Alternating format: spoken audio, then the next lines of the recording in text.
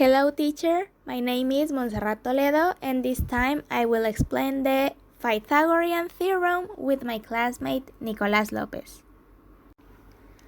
The Pythagorean theorem is a relationship that exists between the sides of a right triangle.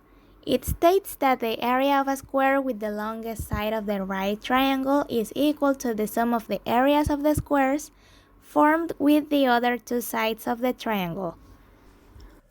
A right triangle is a three-sided polygon that has a 90-degree angle, also known as a right angle.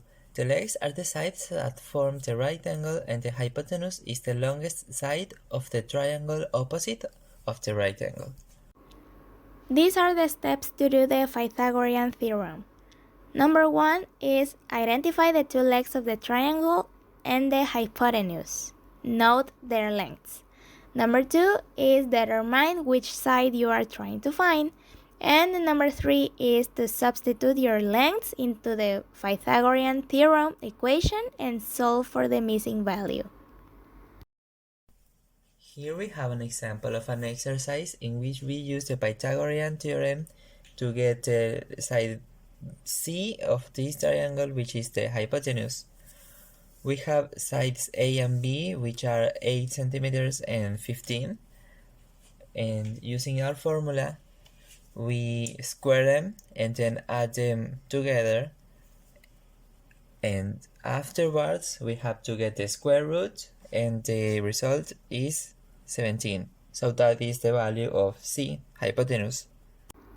Regarding to the applications of the Pythagorean theorem in physics, it's commonly applied in situations involving motion, such as calculating the displacement of an object, determining the magnitude of a resultant velocity, or analyzing the components of forces acting on an object in a coordinate system.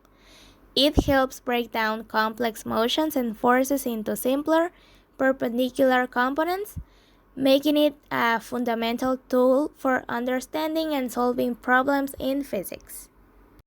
Architecture and construction. In architecture, carpentry, and other areas of construction, the Pythagorean theorem is widely used.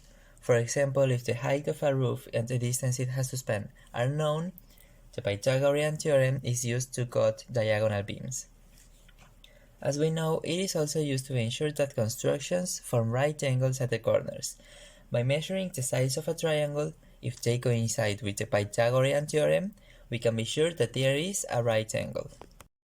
In conclusion, we know that the Pythagorean theorem describes the relationship between the sides of a right triangle. It can be used to find the missing side of a right triangle, which can be then applied to solve many real-life problems. Understanding this topic is a great foundation for learning trigonometry, the distance formula, and more. And finally, here we have the sources, which are the sites we used for our presentation.